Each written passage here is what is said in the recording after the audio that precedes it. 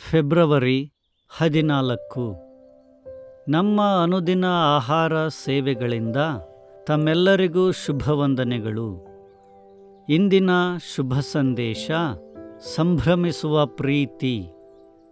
Lisa M ಸಂಬ್ರಾ ಅವರಿಂದ.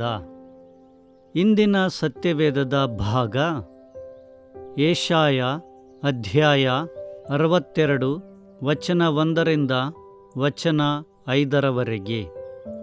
ಚಿಯೋನಿನ ಧರ್ಮವು ಪ್ರಕಾಶಗೊಳ್ಳುವ ತನಕ, ಯೆರೂಸಲೇಮಿನ ರಕ್ಷಣೆಯು ದೀವಿಟಿಗೆಯಂತೆ ಪ್ರಜ್ವಲಿಸುವವರೆಗೆ ನಾನು ಮೌನವಾಗಿರದೆ ಚಿಯೋನಿನ ಹಿತವನ್ನು ಲಕ್ಷಿಸುತ್ತಿರುವೆನು.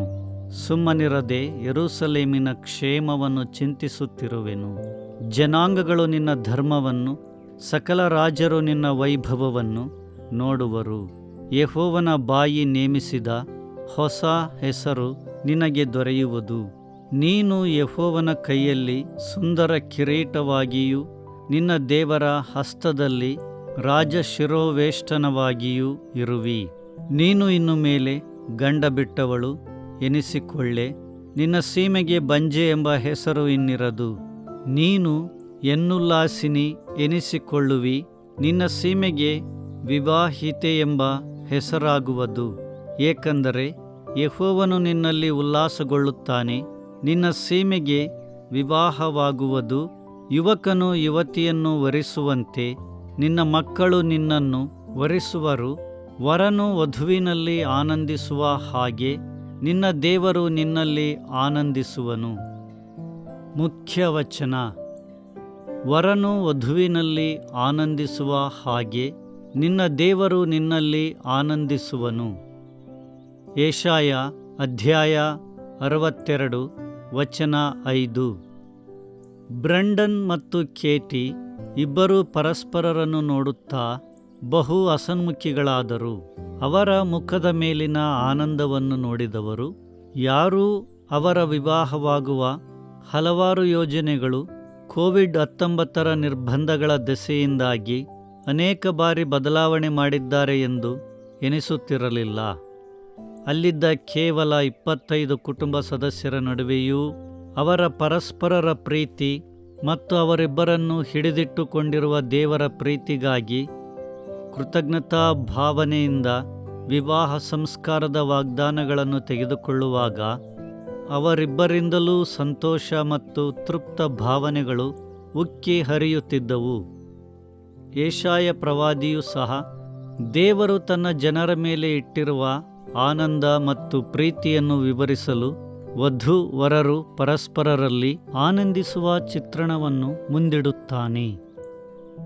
ದೇವರು ವಾಗ್ದಾನಿಸಿದ ವಿಮೋಚನೆಯನ್ನು ಸುಂದರವಾಗಿ ಕಾವ್ಯಾತ್ಮಕ ರೀತಿಯಲ್ಲಿ ಆತನು ಜನರಿಗೆ ನೀಡಿದ ರಕ್ಷಣೆಯ ವಾಗ್ದಾನವು ಈ ಮುರಿದ ಲೋಕದಲ್ಲಿ ಬಾಳ್ವೆಯನ್ನು ನಡೆಸುವುದರ ವಾಸ್ತವದಲ್ಲಿ ಪ್ರತಿಫಲಿಸುತ್ತದೆ ಎಂದು ಯೆಶಾಯನು ತನ್ನ ಓದುಗರಿಗೆ ನೆನಪಿಸುತ್ತಾನೆ.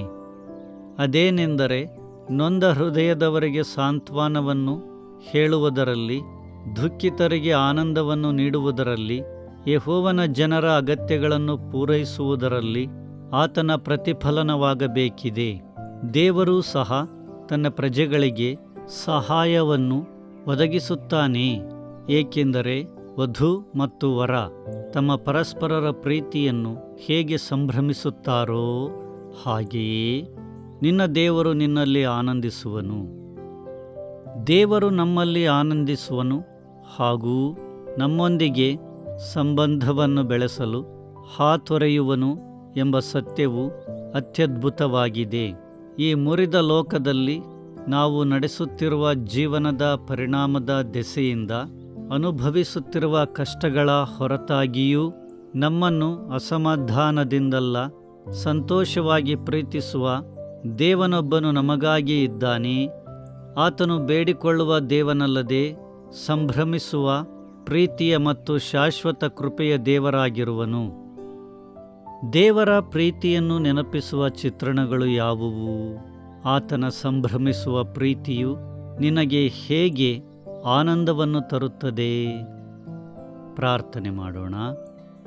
ಪ್ರೀತಿಯ ದೇವರೇ, ಪ್ರೀತಿಯಿಂದ ನನ್ನ ಪರವಾಗಿ ಆನಂದಿಸುತ್ತಿರುವುದಕ್ಕಾಗಿ ನಿನಗೆ ಕೃತಜ್ಞತೆ ಹೇಳುತ್ತೇನೆ.